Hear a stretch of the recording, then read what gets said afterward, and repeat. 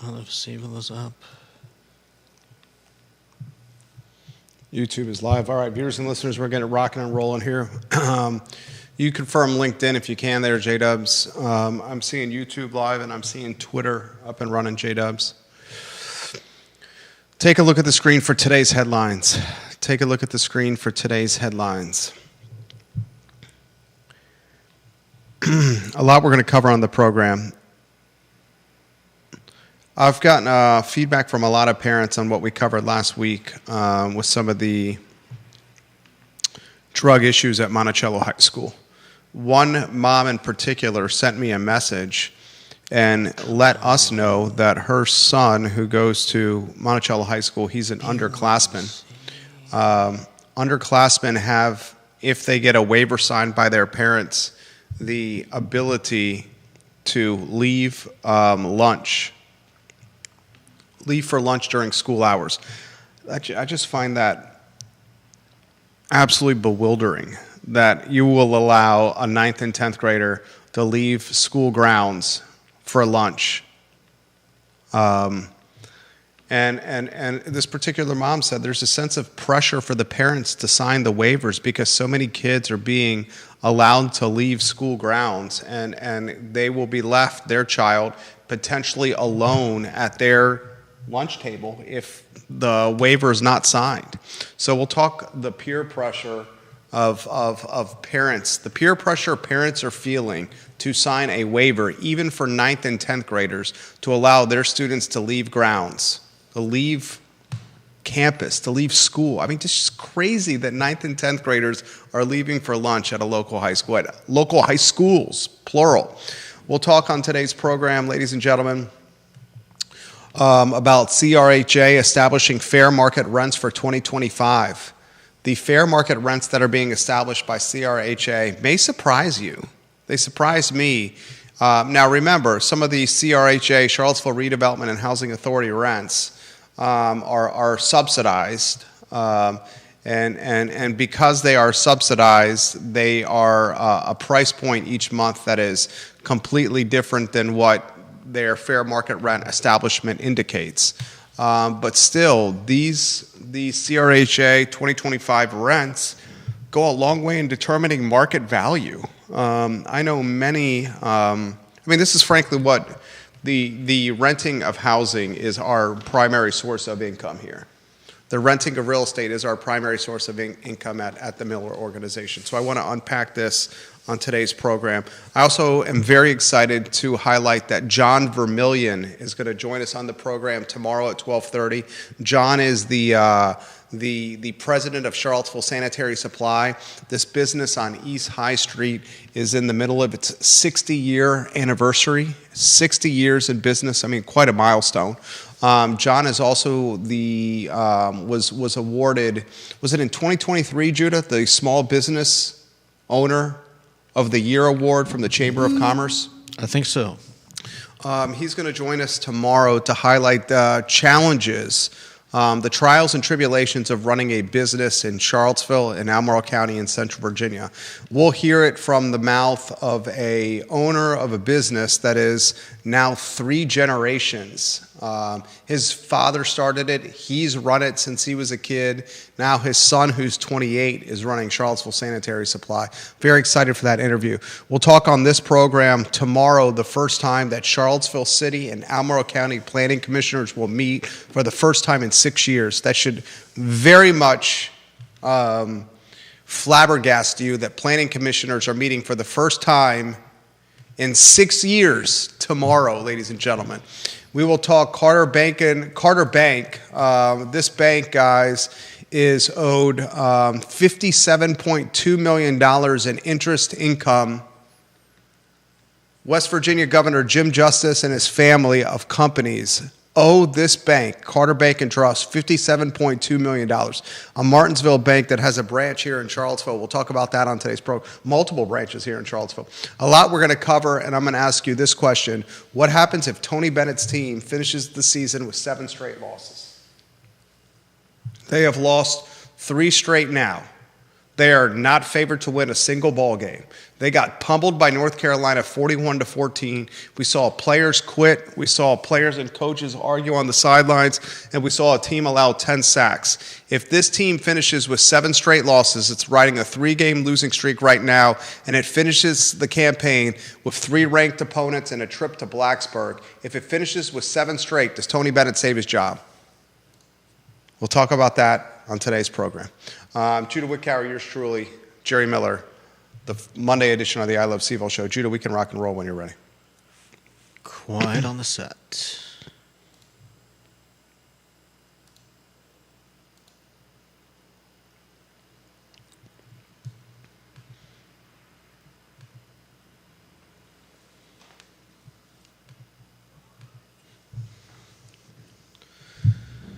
Good Monday afternoon, guys. I'm Jerry Miller. Thank you kindly for joining us on the I Love CVille show. It's great to connect with you through the I Love CVille network. We have so much information to relay to you, more information than I could fit in the headlines on screen.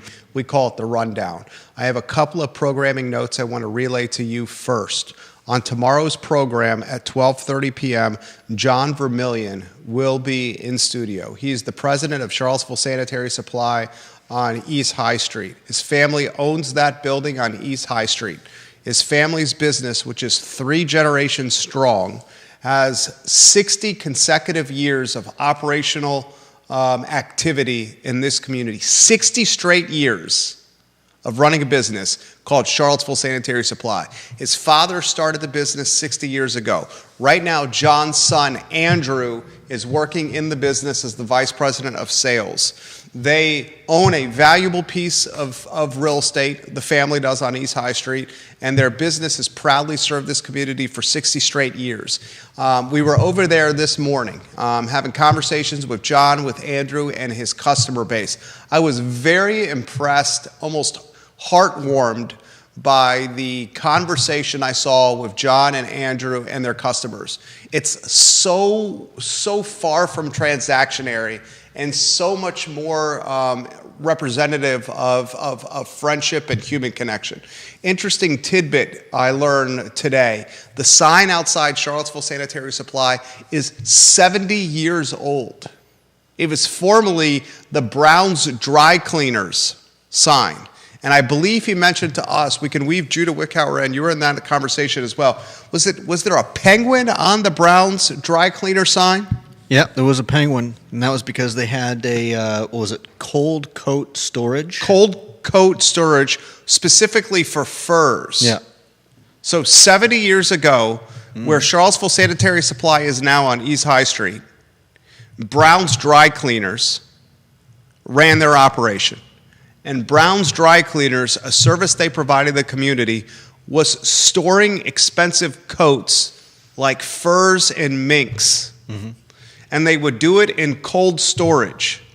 And on the sign on East High Street was a penguin, which was in some ways a call to action 70 years ago for wealthy members in the community who had expensive coats like furs and minks to store their coat in the off season. Mm-hmm. Brown's Dry Cleaners then built a building across the street from Charlottesville Sanitary Supply and moved its operation. Brown's Dry Cleaners no longer in operation, I believe, right? I don't think they are. They had, 2 places, one across the street from Charlottesville Sanitary Supply and one over on Preston, right? Yeah, and it closed, I believe, in 2018 abruptly, with 25 employees being kind of left in a lurch, a business Brown started in 1948. The programming note I want to highlight, John Vermillion is going to be in studio tomorrow. We're going to talk about what it's like to run a business for 60 straight years, to have 3 generations a part of the business. Yeah. We're also going to highlight what it's like to own and operate a business in Charlottesville City, the trials and tribulations, if it's gotten easier or more difficult to operate a business. This man is an encyclopedia of Charlottesville history and knowledge, John Vermillion. Yeah. Mark your calendars for 12:30 p.m. We're going to highlight the Small Business Person of the Year from the Charlottesville Regional Chamber of Commerce. One other programming note. UVA quarterback Matt Schaub arguably one of the greatest quarterbacks in Virginia football history, is going to be in studio tomorrow at 10:15 a.m. for the Jerry and Jerry Show. Jerry Ratcliffe, the Virginia Sports Hall of Famer, lined up Matt Schaub, a Pro Bowl football player in the National Football League, the ACC Player of the Year, and arguably one of, if not the greatest quarterback in Virginia history, in studio tomorrow at 10:15 a.m. for the Jerry and Jerry Show. Fantastic day of content tomorrow on this network. Couple of other programming notes that we need to get to on today's talk show, and we will get to the headlines you see on screen. Georgia Gilmer says John Vermillion is awesome. Charlottesville Sanitary Supply rocks. Dude, I'm getting to know this business. It is absolutely a fantastic business, an institution-type business. Couple programming notes I need to get to that I couldn't fit on the rundown, though. On news.virginia.edu, the website that's branded UVA Today, there's a story that was published on October 24th about McDonald's, the Golden Arches. McDonald's is going through an E. coli breakout that's impacting their iconic quarter pounder with cheese hamburger. And in this article that was authored by Brian McKenzie, I used to work with Brian McKenzie at the Daily Progress. He was a columnist at the Daily Progress when I was working over at the newspaper. In this article, the headline, "Quick Response, Plain Talk, Help a Company Repair Its Reputation."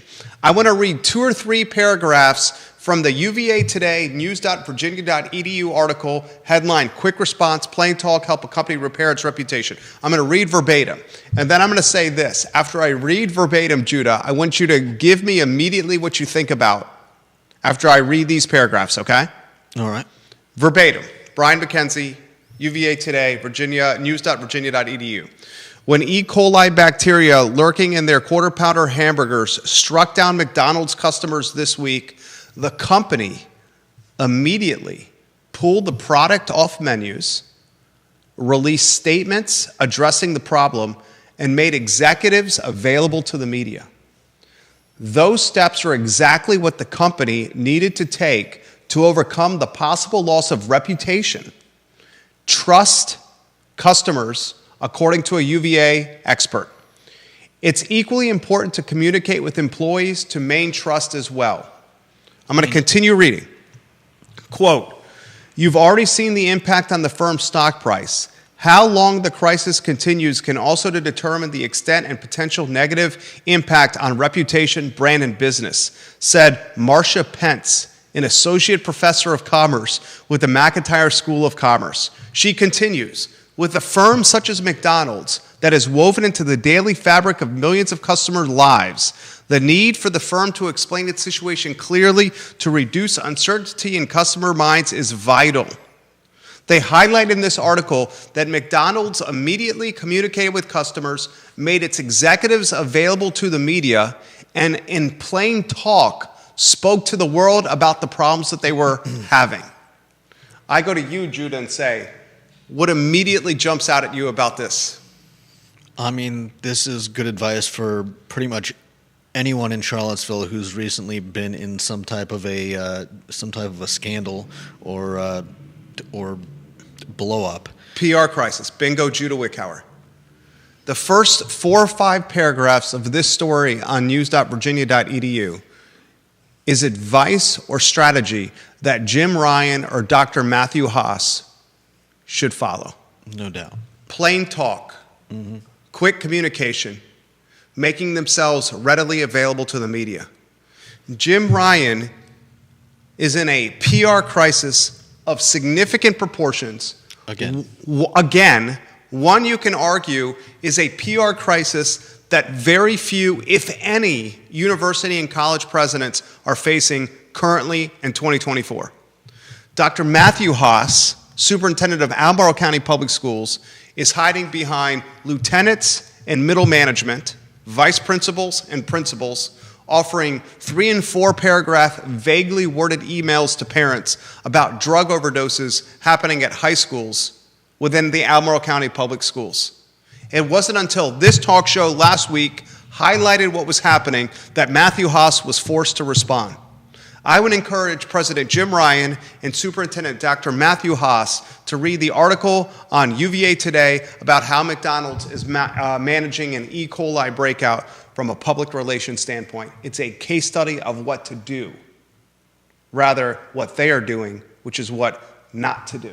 A perfect segue into our first headline. We'll give some props to Charlottesville Sanitary Supply for being a part of the program. 60 years on East High Street, Charlottesville Sanitary Supply, an institutional business in this community. And I'm going to ask you, the viewer and listener, their sign is 70 years old.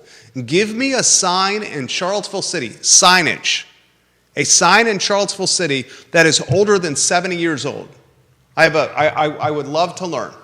Any viewer and listener, can you name a sign in Charlottesville City that is aged more than 70 years? I cannot think of one. Maybe it's the Paramount, Judah? Maybe you can research this. Put me on a one shot and let's get to the top headline with the lower third on screen if you could, please. I've heard from many parents about the drug problems that are happening at the high schools locally, including students. We have been told by parents and other classmates of these students, they are ODing in schools, being carted out on stretchers, taken by emergency rescue personnel and ambulances during school hours to hospitals like UVA's. One student, we've been told, allegedly has picked up desks and chairs, thrown them at other students after getting high at lunch, and then passing out to the ground, foaming at the mouth. Parents are scared, parents are terrified, and parents are asking, what the hell is going on? Interestingly, the response has also been from students, from classmates of those that have been high on drugs during school hours. They also have said, what is going on, and why is my educational experience being interrupted? We have found something terribly concerning about these turn of events. Students utilizing the lunch break to either leave school or distance themselves from accountability during school because they have the privilege of basically going unaccounted for an entire lunch hour or period. One mom in particular sent me the correspondence that she has had with principals within ACPS about the lunch break. There is a lunch release policy within Albemarle County Public Schools that allows 9th graders, 10th graders, 11th graders, and 12th graders the opportunity to leave school for the lunch period. Now, I am a parent of two, and as I highlighted last week on the show, the first to get in trouble when I was in high school, often the ringleader of trouble when I was in high school. The opportunity to leave school as a senior was a privilege that was earned through good behavior.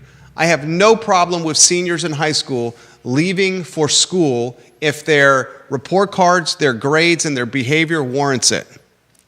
I do, however, have a problem if 9th graders and 10th graders and 11th graders are being afforded the opportunity to leave. This parent who reached out to me said this: kids are pressuring their parents to sign waivers. These waivers are then submitted to the front office of a high school, and it gives the kids the permission to leave. Students are saying to their parents, all the other kids at my lunch table have this waiver signed. It's not like we're leaving the we're just leaving the cafeteria, Mom and Dad, and we may eat outside. Please sign this, or I'm going to be the only kid at the lunch table. And I don't want to be the only kid in the cafeteria sitting at my table eating my Cool Ranch Doritos, my Lunchables, and my Ecto Cooler Hi-C juice box. So, 9th graders, 10th graders, and 11th graders pressuring their parents to sign waivers, often telling their parents, we're just leaving the cafeteria, and they're instead leaving the grounds altogether. I implore Albemarle County Public Schools, I implore the Albemarle County School Board, and I implore Superintendent Dr. Matthew Haas to reconsider the policy that allows underclassmen and 11th graders to leave school for their lunch break. My parents used to say this to me: nothing good happens after midnight. They would say that to me all the time when I was in high school. I would argue, what are you talking about? We're always good. Even if the clock's 11 o'clock or the clock's 1 o'clock, we're always good. Now that I'm a parent of two, they were exactly right. Nothing good happened to us after midnight. I'll use that as a segue to say this. Nothing good happens to unsupervised kids when they leave school grounds during their lunch break, in particular if they're 9th graders, 10th graders, and 11th graders. I am floored that a 9th grader and a 10th grader specifically can leave during school hours. This policy should be changed. Before we get to the Charlottesville Redevelopment and Housing Authority, Judah, I'll weave you in. I'll give some props to Mexicali Restaurant on West Main Street. Johnny Ornalis and River Hawkins have created a fantastic restaurant. Mexicali, Street Art Museum, cocktail bar, music venue, and Latin fusion cuisine. 9th graders, 10th graders, and 11th graders leaving school grounds, Judah Wickower, during the lunch break. I mean, we know the reason why the school lets them do it, right? It was pretty much in the the information that we got, and you can't really fault them. You can't fault them? I'm shocked that you're having this take. Go ahead. We were essentially told that they have no choice. If a student if the student's parent gives them permission to leave during lunch hour, they can't stop them. And without what they're doing now, without giving out these permission forms and having parents sign them, what essentially was going on was that every day for lunch, they were getting bombarded by hundreds of phone calls from parents saying, let my kid go during lunch. So is the solution that we go back to that? Is the solution that we hire more people for the office so that they can field all those phone calls? Essentially, if a student's parent decides to call the school and request that they get lunch off, there's no way the school can stop them. All right, I'll give some background to what Judah's saying. anyways. Succinct background here. Albemarle County Public Schools has issued a policy where students, regardless of grade, can leave for lunch at high school. And they're saying we have to do this because we had so many parents bombard our secretary and our principal's office with calls to allow their kids to leave. We could not manage it. And because we couldn't manage these phone calls and these requests from parents, we just offered a broad stroke policy that said everyone can leave if a form is signed. That's what's happened. That's what Albemarle County Public Schools are telling parents. I will push back on the Judah narrative that he just said, and I will push back on the Albemarle County Public School broad stroke policy. You can say no one can leave for lunch. We don't care if you're saying leave for lunch. If a parent calls in and says, I want little Johnny and little Susie to be able to leave for their lunch break to eat, the response could be no. I don't believe that's an option for them, though. How do you know that? If the parent says to the principal's office that I want little Johnny or little Susie to be able to drive their car to school and park it at any parking space they want, the school can say no. If the parent says to the front office, I want little Johnny or little Susie to miss the first period of class every single day, and that's what I want, and I don't want you to call them late or truant, the school can say no. If the parent says, I want little Johnny or little Susie to not take any tests or quizzes anymore, and it's me, the parent, that's saying or demanding that, the school could say, no, what are you talking about? If the parents say, I don't want little Johnny or little Susie to do physical education or PE because they feel uncomfortable climbing a rope or doing the sit and reach or running the mile, the school can say no. I don't buy that the school cannot say no to parents. I don't buy it. That's not what anyone said. That's not what I said. Make your argument. I'm just going on based on the information that we received, which states that the school says if a parent requests a student be able to leave for lunch period or for whatever, that they can't stop them. The school can say no. Okay. Why can't the school say no? Why can't the school say, there's been kids leaving the school that have been abusing drugs, and we have a new policy, kids can't leave for lunch? Okay. How is that any different than the policy that says kids have to show up to school on this time and school's over at this time? Do we really want to dive into how those are very different things? Right now, parents have said to us that the school system is using a broad stroke decision. Anyone, regardless of age, can leave for lunch. And they're saying this because of the following specific reason. We got so bombarded by kids having their parents demand that they could leave for lunch, we could not manage it. So we're now letting everyone leave for lunch if they get a waiver signed. That is bogus in my book. A 9th grader, a 10th grader, an 11th grader, give it a senior privilege to do it. But an underclassman leaving for lunch is I agree with you there. asking for trouble. Just like my parents used to say, nothing good happens after midnight. What do you think is going to happen when you give a 9th grader, a 10th grader, and an 11th grader an hour to do whatever they want in the middle of the school day with no accountability? I don't think it's a good thing. I find the excuse extremely lame from ACPS. Their excuse is we got bombarded by so many requests that instead of managing them, we just allowed everyone to leave. That's basically allowing That's not really true, though. That is true. I'm reading verbatim from her Facebook message. Doesn't it say that doesn't it say, and of course this is secondhand information, but does it not say that if a parent calls the office and makes this request, the school has to let the student go? And I don't believe that. Okay. Well, I don't believe that. Until we get an actual ruling.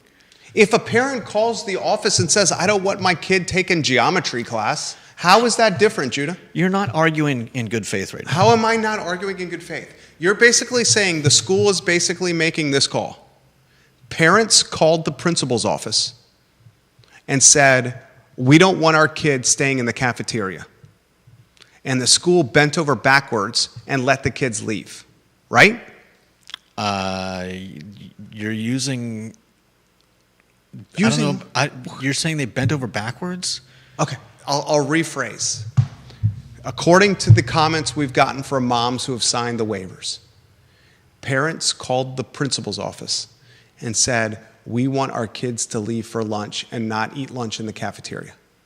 And so many parents called the principal's office that the school just said, we can't manage this. So now we gave all kids this privilege if they have a signed waiver, right? Essentially. That's it, verbatim. What is going to keep then the parent from saying, I want to sign a waiver and say, I don't want my kids taking geometry class, health, physical education, or history, or follow any other rule that we don't like? It's ACPS allowing the chickens to Run the roost? Yeah. Exactly. And we're surprised there's trouble. 30 minutes into the broadcast. Kate Sharps, when did it become such a long period of time for lunch? When I was a kid, we had 20 or 25 minutes. That's what I remember as well. Mm-hmm. Gary Palmer, Logan Wells Kalelo, James Watson, thank you for watching the program. Jessica Wingfield Lilly, she has comments. Not all the high schools allow the kids to leave during lunch either. If I would really love to hear I really want this specific intel from parents that are watching the program. Can Western Albemarle High School 9th, 10th, and 11th graders leave for lunch with a signed waiver? Because Monticello 9th, 10th, and 11th graders can leave lunch for the signed waiver.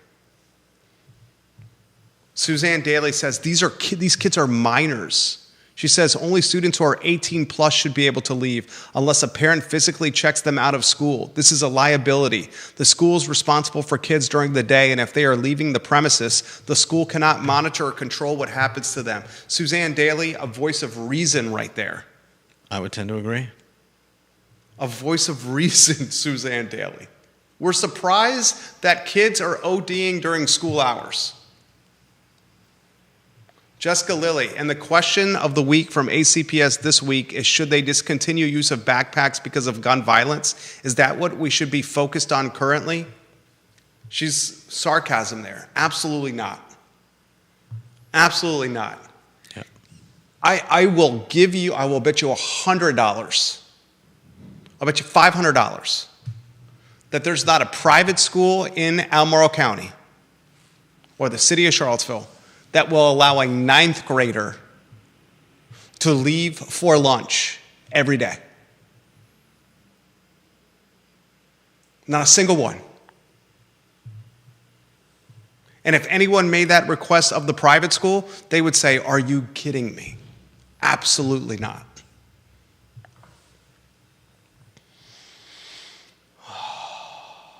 I really would like to know if Western Albemarle High School offers 9th graders the ability to do this. All right, other topics I need to get to. That's the first thing that we should be asking our school board to change and Matthew Haas to change. First thing, not backpacks in schools. How are we allowing minors to leave school? All right, next topic. It's an important one. What's the headline? Judah Wickhauer, let's put it on screen. Here you go. CRHA establishing fair market rents for 2025. I'm curious of your take on this. Charlottesville Redevelopment and Housing Authority. I think Judah Wickhauer does a fantastic job of offering counter perspective on the show. Sometimes I can be combative. It's just my nature. I don't intend to be combative with him. I value his perspective significantly. Here are the fair market rents for the Charlottesville Redevelopment and Housing Authority for 2025. It's an action item on its agenda. You ready for this?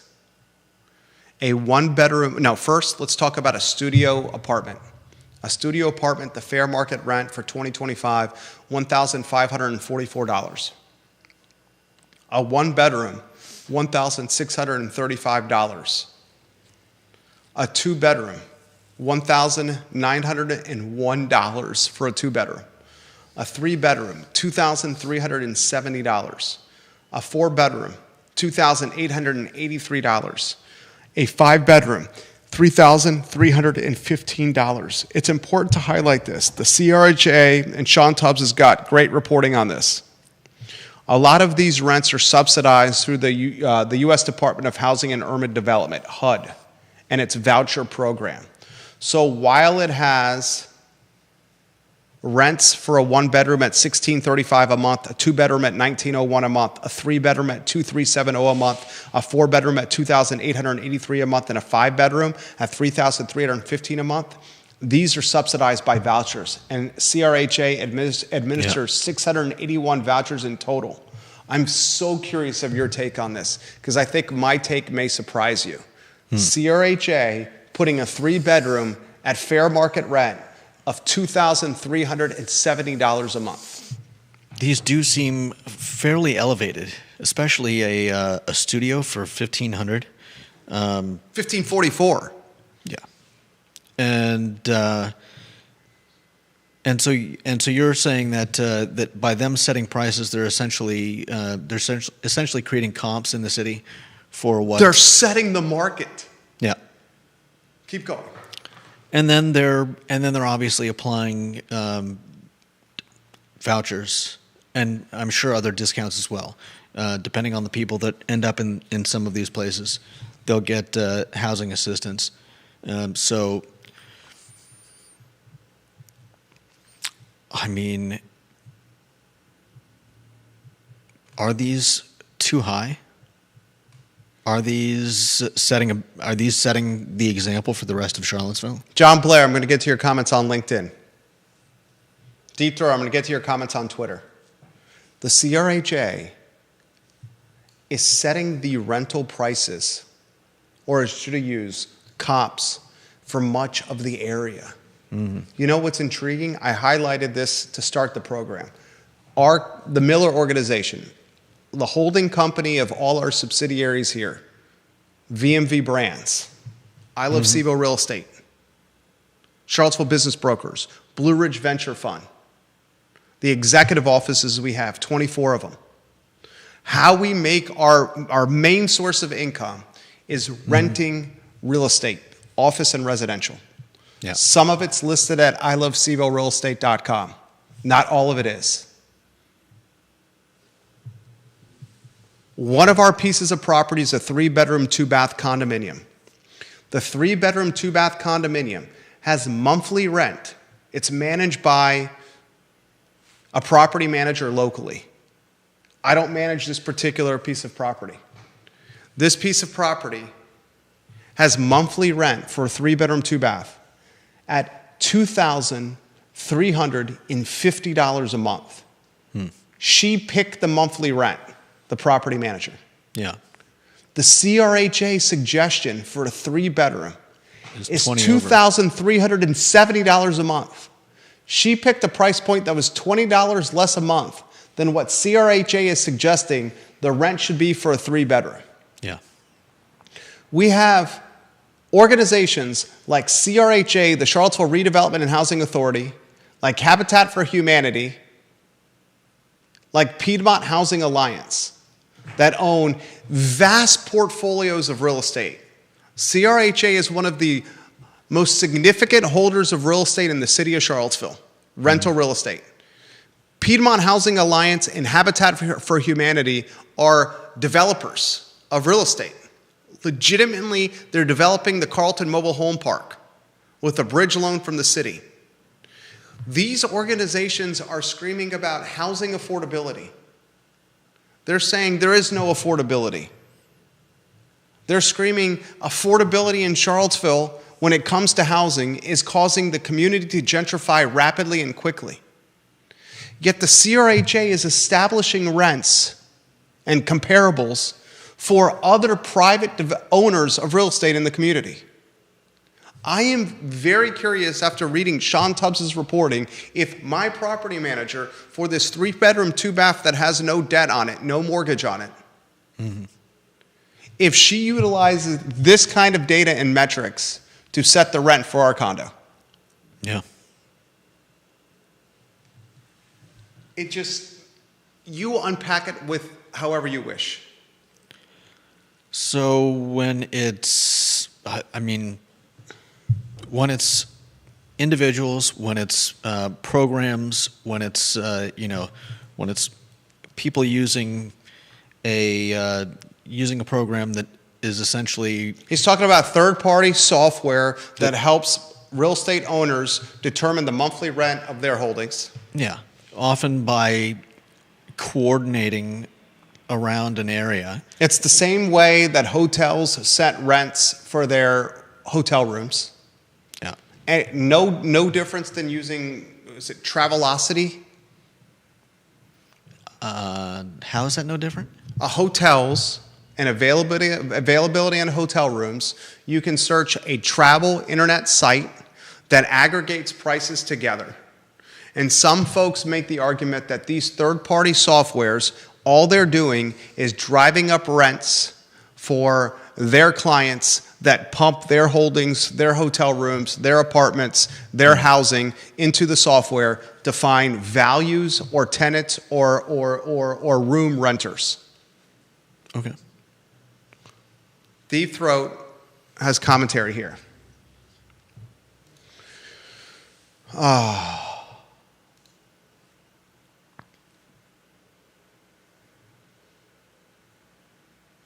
He says, I don't trust that CRHA is able to do this calculation properly, by the way. And they definitely have every incentive to boost this number because vouchers can only be applied for housing that costs less than FMR. So to get HUD money and make the vouchers easier to use, CRHA gooses the numbers higher. Seems plausible to me. Oof. Put that in perspective. Well, where we've spoken in the past about those uses of software that set the price across a market because enough people are using them that it's essentially using its own data, driving prices for properties around an entire area. This is the Charlottesville, the CRHA, basically doing the same thing, setting prices that eventually other people will use. I'll give you the comments from Deep Throat again. Think about this, ladies and gentlemen. I don't trust that CRHA is able to do this calculation properly. And they definitely have every incentive to boost the fair market rent number because vouchers can only be applied for with housing that costs less than fair market rent. So to get HUD money and make the vouchers easier to use, CRHA can goose the numbers higher. That seems plausible to me. But it still has to be under fair market value. So essentially, what I'm hearing is that they're essentially getting the area to push rents higher so that what they have set on their properties doesn't have to be so low that it doesn't work, and it can be high enough that there's a good chance they're going to get the voucher. Is that what I'm hearing? Viewers and listeners, what are your thoughts? Deep Throat. It is not about actual rents. I ask this question of the viewer and listener. He says it's about CRHA's calculation. Rents are not really easily available public data. I ask the viewers and listeners this question. If the Redevelopment and Housing Authority sets rents at this level, won't the onesies and twosies and threesies and foursies landlords follow suit? And then I'll ask a follow-up question.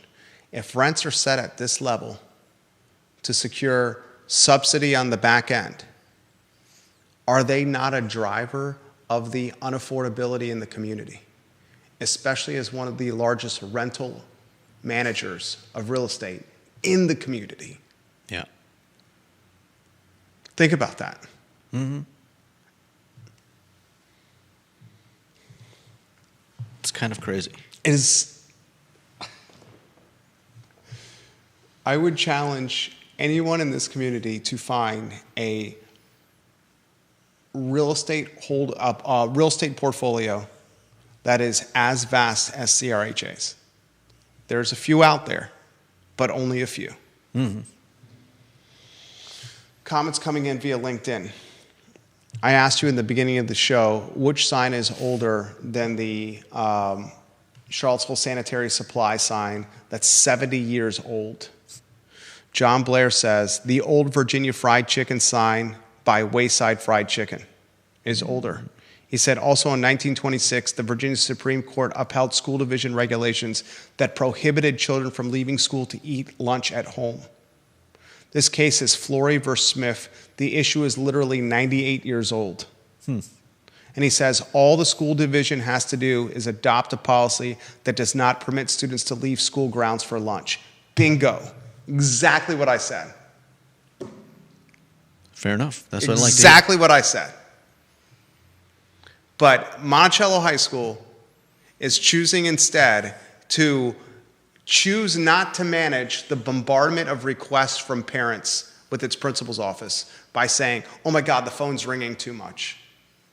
The inbox is too cluttered with messages. We need to just give all students the opportunity, if they get a waiver sign, that they can leave school grounds during lunch. Comments are coming in. Some parents are saying otherwise. I appreciate that. Chelsea Dana Naylor on I Love Seville Facebook. She says, my kids leave for lunch at Monticello High School when she wants to. I signed the form. She just went to Taco Bell today. She did not do any drugs. I like that she can leave for lunch. It gives her a break from the day to even sit in her car and relax if she wants to. She says, in response to Jessica Whitfield Lilly, Jessica says this, "I agree, Chelsea. They are doing the drugs at school regardless if they are leaving for lunch or not." Chelsea says, "Exactly. There's not a way to prevent it, unfortunately. If there was addiction, it wouldn't be a thing anymore."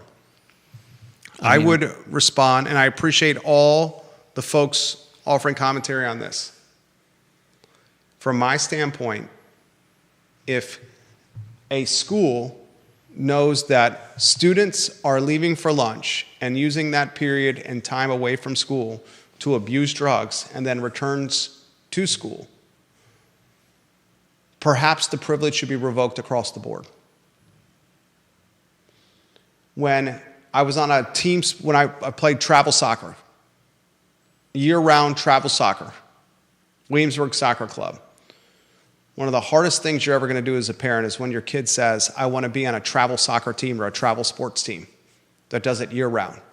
You have practice on 2 or 3 days a week, and then your weekends are literally lost to traveling 2 to 3 hours one way to play a soccer game and 2 to 3 hours the other way to get home.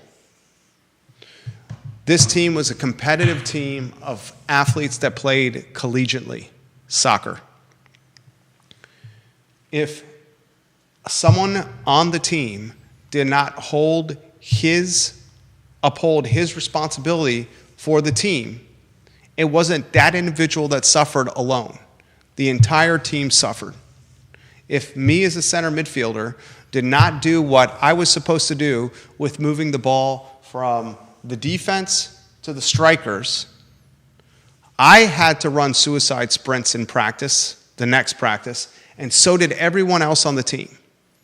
If someone showed up late for practice, it wasn't the person who showed up late for practice that ran the suicides or did the wall sits, the push-ups, and the sit-ups. The entire team did the suicides, wall sits, and the push-ups. If there's 10th graders, 11th graders, seniors, and 9th graders abusing a privilege, everyone should suffer. Not just those that abuse the privilege. And until the behavior is reined in, I don't see how the privilege should be allowed. My 2 cents. I know parents are going to disagree with me on that. What's the next topic, Judah Wickower? Next up, we have the first meeting in 6 years for Albemarle County and Seville planners. I found this. This was also out of Sean Tubbs' most recent newsletter. Sean Tubbs is doing great work with the Charlottesville Substack. Mm-hmm. The Albemarle County Planning Commission and the Charlottesville Planning Commission will meet for the first time in 6 years tomorrow. And they're going to have a philosophical conversation about how land use planning can help the community adapt to climate change and reduce greenhouse gas emission. Instead of having a philosophical conversation on climate change and greenhouse gas emission reduction, how about we just have a conversation?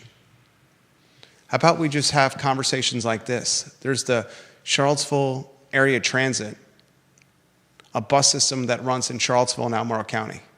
What's the best way to plan to optimize transit? Mm-hmm. What's the best way to plan density and growth and roads and infrastructure, water, utilities, quality of life?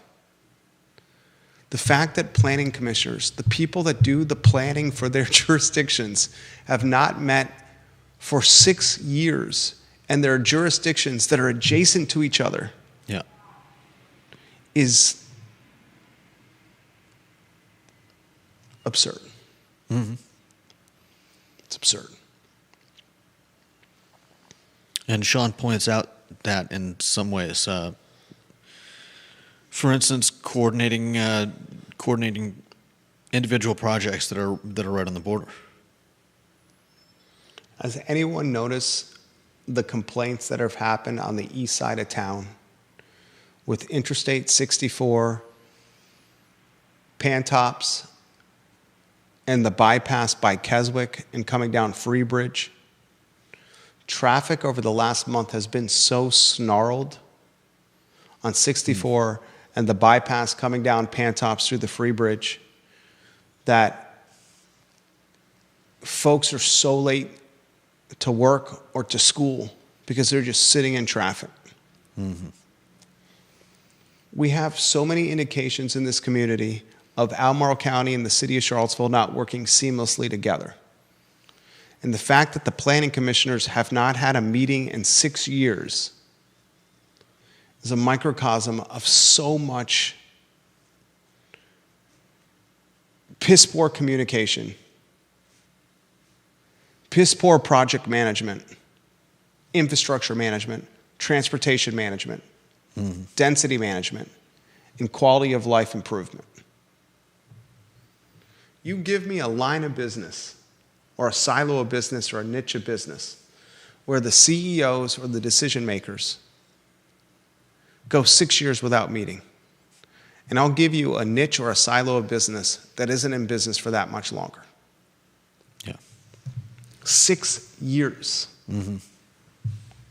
And here Charlottesville's putting out a new zoning ordinance. And here Albemarle County is percolating rent control. And saying we're not going to add to the 5%.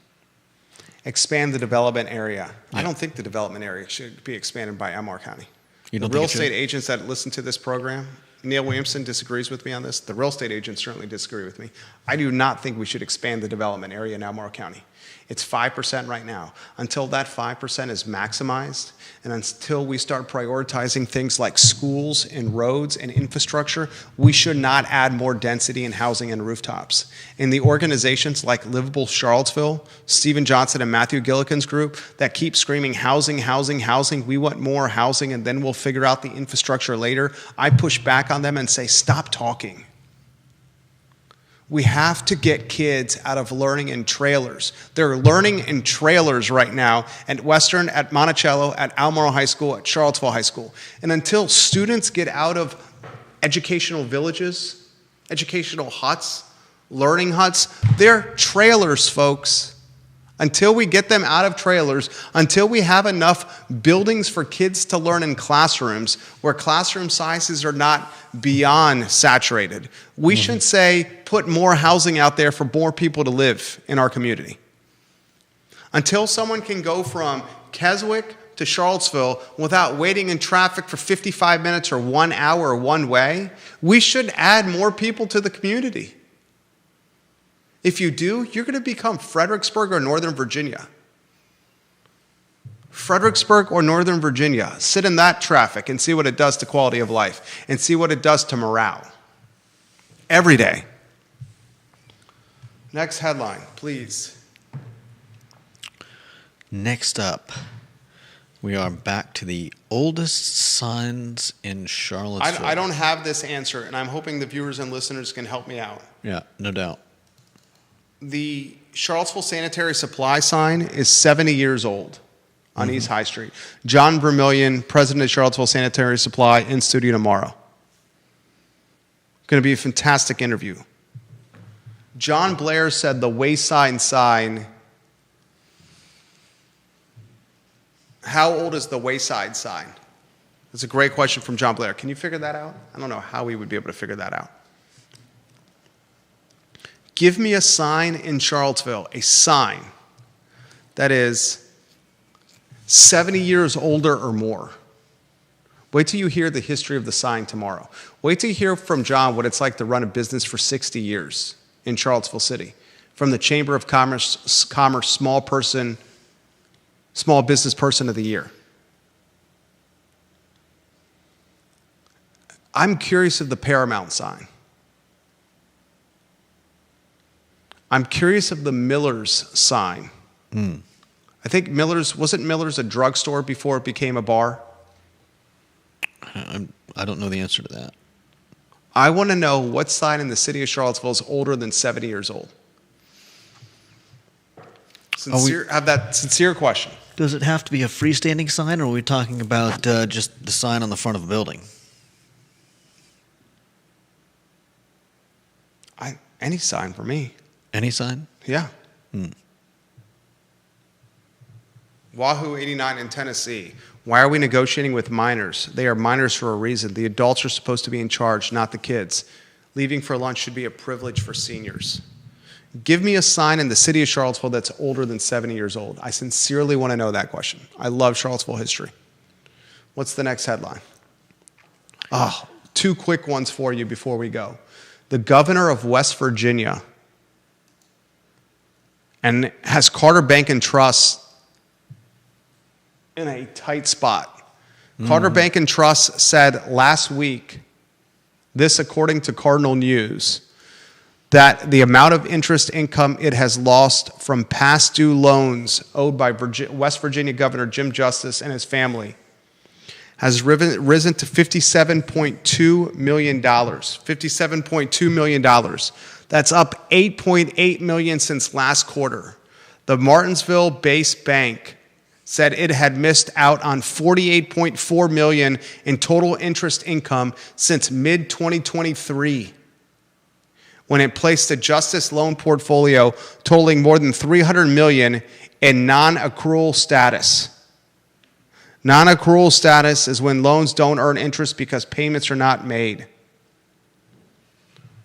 You got the governor of West Virginia owing a Martinsville bank $57.2 million just in interest. Mm-hmm. And I believe he's running for something, isn't he? Is it Senate? He's the governor of West Virginia. He's got to be running for U.S. Senate. Jim Justice seeks the U.S. Senate seat being vacated by former Democrat, your boy, Joe Manchin. No, it's not your boy. The Justice family companies own a variety of coal, agricultural, hospitality businesses in West Virginia, and North Carolina, including a personal favorite of our family, the Greenbrier Resort. I'll close with this topic as my 1:30 meeting is waiting in the hallway. Excited to have a conversation with Chris Kabash about real estate. I want you, the viewer and listener, to ask yourself this question. Virginia football has lost 3 straight games, and they were just humiliated by North Carolina in the South's oldest rivalry. A game that saw a UVA player fight with coaches to the point where Tony Elliott said, you have to get off the sideline and head into the locker room. Got into a verbal altercation with the coaching staff. We'll talk about it tomorrow on the Jerry and Jerry Show at 10:15 a.m.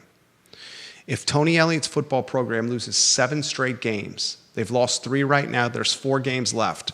3 of those 4 games are against ranked opponents, and the last one's against Virginia Tech and Blacksburg. If they lose 7 straight games, knowing the football team is losing $1 million per home game, how secure is the head coach's job?